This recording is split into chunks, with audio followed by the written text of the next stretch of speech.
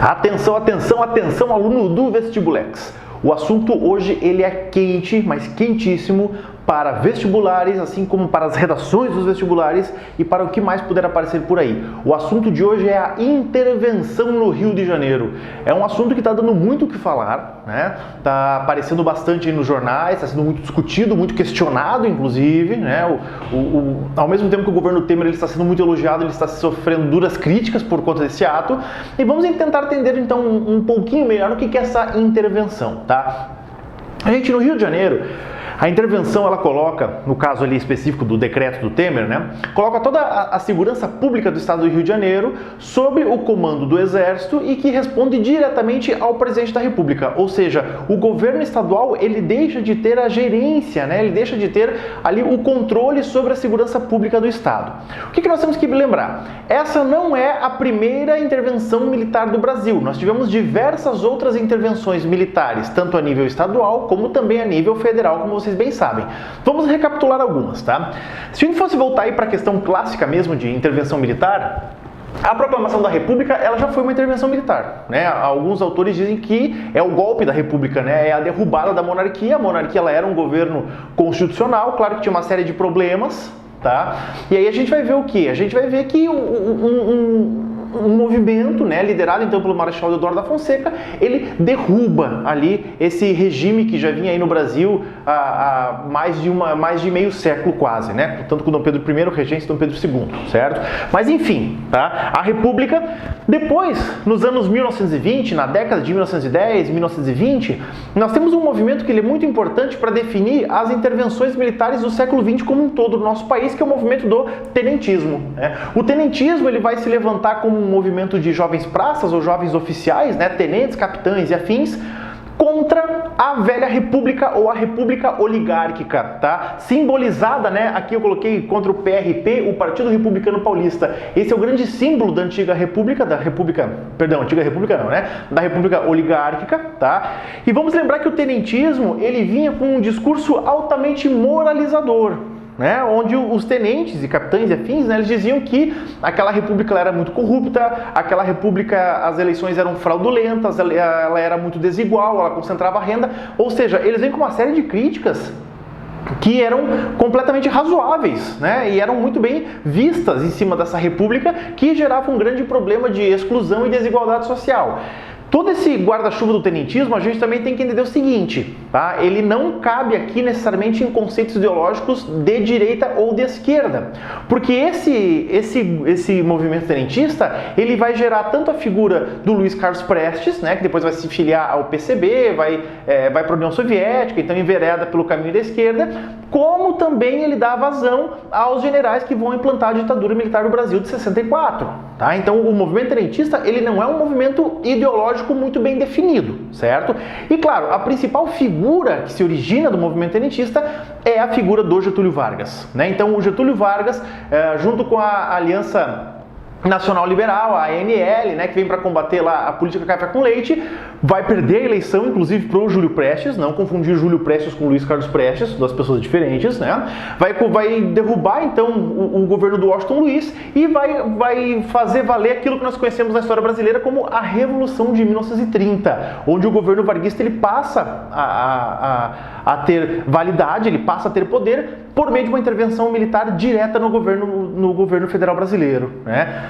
Durante o período Vargas, e aí principalmente durante o Estado Novo, nós vamos ter os interventores federais e estaduais, né? Ou seja, o presidente, no caso Getúlio Vargas, ele vai nomear os governadores de cada estado para intervir no estado, então praticamente não existe a escolha de governadores, apenas a indicação, né? Os governadores indicados pelo Vargas, tá? Aí nós vamos ter também uma outra espécie de intervenção militar em 1954, quando o Getúlio Vargas morre, né? Nós vamos ter todo aquele problema sucessório lá do Café Filho, né, e não sei o que, até que o que acontece? O Café Filho e o vice, eles estão prontos para entregar o poder para os militares, né, quando aparece a figura do Marechal Lott, que faz com que se siga a ordem constitucional no Brasil, né? A gente costuma dizer que é o contragolpe no golpe. Então veja, tudo isso muito dentro ali dos próprios quartéis brasileiros, né? Daí vai assumir aí a figura do Nereu Ramos, né, que era o presidente do Senado. Então veja, morre o Vargas, sai o Café Filho, entra o presidente da Câmara vai querer entregar, ele é retirado, o Café Filho quer voltar, o Marechal Lott manda ele sair de volta e entrega o poder para o Nereu Ramos, que era o presidente do Senado, para que se siga a ordem constitucional do país. Então veja que é uma ordem militar, uma intervenção militar aqui também, para que se siga a Constituição, né? Temos que cuidar muito com essa visão também sobre as questões militares, não é simplesmente uma desobediência e se tira e pronto. E já vamos falar um pouco sobre isso em relação à intervenção do Rio, tá?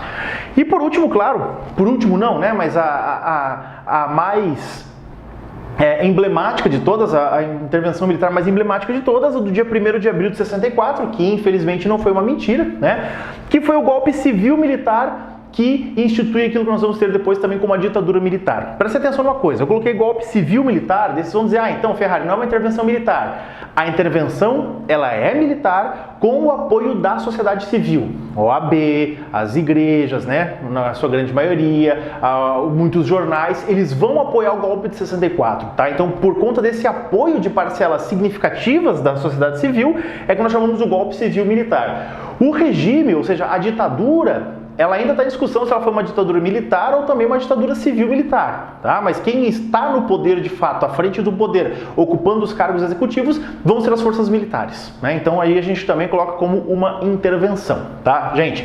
Agora mais especificamente sobre essa última intervenção no Rio de Janeiro, que começou no dia 16 de fevereiro de 2018. É importante que a gente lembre uma coisa, tá? Ela é a primeira intervenção desse tipo desde a instituição da Constituição de 1988, tá? Ela é um negócio inédito na história do Brasil, certo? Na história recente do Brasil, né? Na história desse Brasil cidadão, da Constituição cidadã. Nós temos que ter em mente uma coisa, o Rio de Janeiro, ele já vem recebendo tropas federais há muito tempo, desde o início dos anos 2000, lá com a questão toda da Copa, das Olimpíadas, a gente teve a instalação das UPPs, por meio da subida lá dos tanques e dos batalhões do exército no morro, tá? O que é importante? Esse envio de tropas não é intervenção. Tá? É como o próprio nome diz, envio de tropas, e aí as tropas militares elas estão subordinadas aos governos estaduais, tá? Ou no caso do Rio de Janeiro, ao governo estadual, né? Aqui inverte-se, como é o governo federal quem está intervindo no Estado, o governo estadual ele perde a sua ingerência nesse setor aí da segurança pública, tá? Então por isso uma intervenção agora é direto o governo federal mandando no Estado, tá? O que não ocorria nas outras vezes. Envio de tropas é diferente de intervenção militar, tá? O envio de tropas ele respeita a autonomia do Estado, tanto que essas tropas só foram enviadas quando o governador lá do Rio, na época, ele fez o pedido por essa ajuda junto ao governo federal, tá? Gente, agora algumas visões sobre essa intervenção do governo Temer.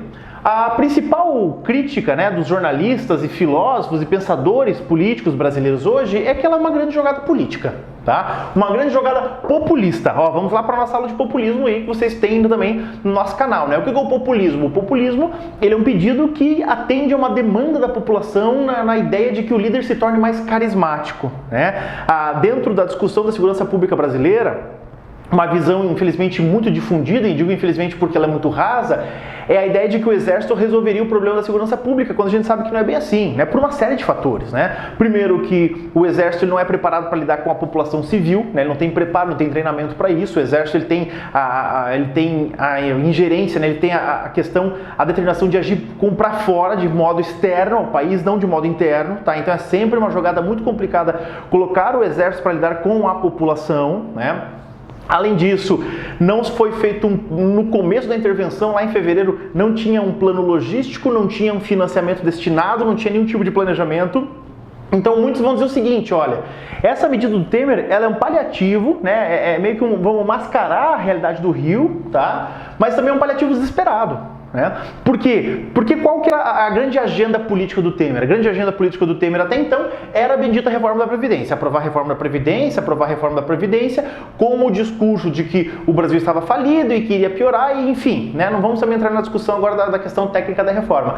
Mas esse era o grande discurso. Quando eles começam a perceber que a reforma da Previdência não vai passar na Câmara e nem mesmo no Senado, o que o Temer faz? Ele apela para uma outra medida, que ela é mais imediata e ela é mais midiática, a intervenção no Rio.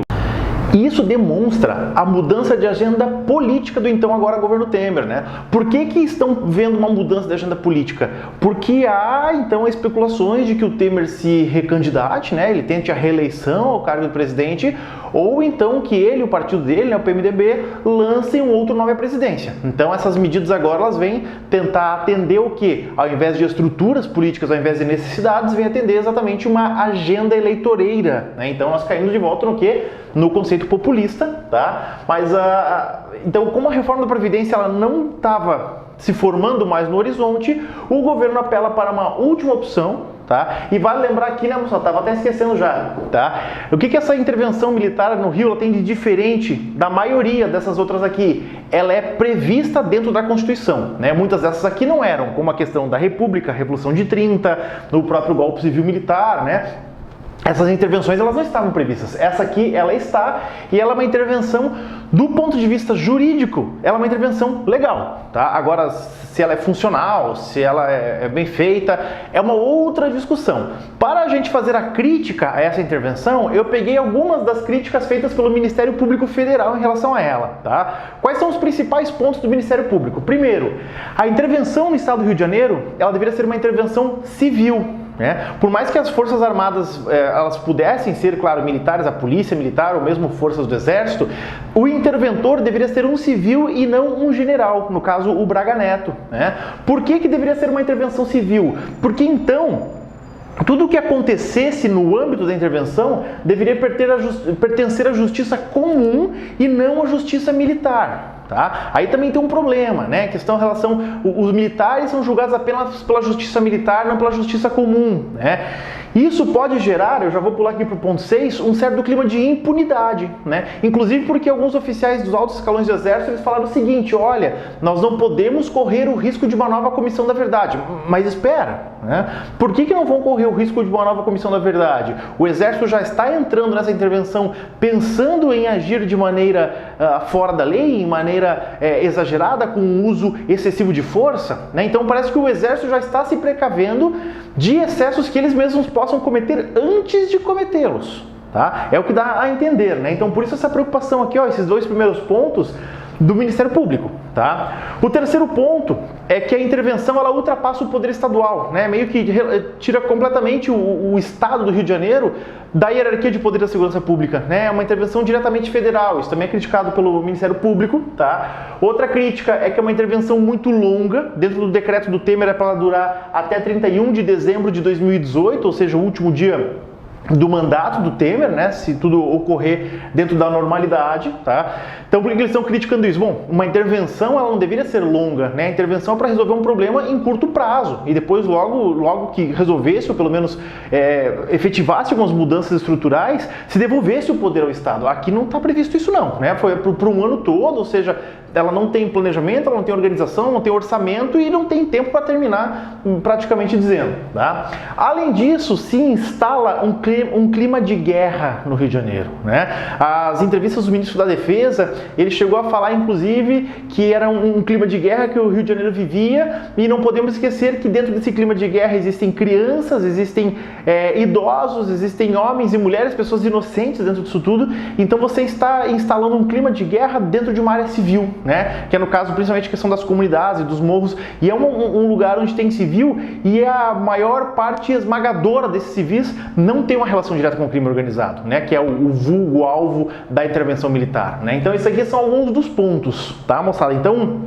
esse assunto da intervenção, ele também não é tão simples, né? Interviu porque quer acabar com o crime organizado. Esse é o discurso, mas se esse é o discurso quer acabar com o crime organizado, você cai numa tendência populista, porque existem outras formas que não seja essa forma espetaculosa e midiática de colocar o exército nas ruas, né? Porque a ideia do exército nas ruas sempre causa uma grande impressão, nossa, aqueles homens fardados, com os fuzis, os tanques, tudo isso causa muita comoção, mas gera, na verdade, muito pouco resultado e é muito pouco efetivo também, segundo, claro, os grandes especialistas aí de segurança pública no país e as críticas especializadas. Certo, moçada? Nós vamos ficando por aqui. Não esquece de se inscrever no nosso canal, né? Nós estamos aí com nossas 2 aulinhas semanais, tá? E a gente vem que vem e toca que toca, porque as provas de vocês logo estão aí. Um abraço e até a nossa próxima aula.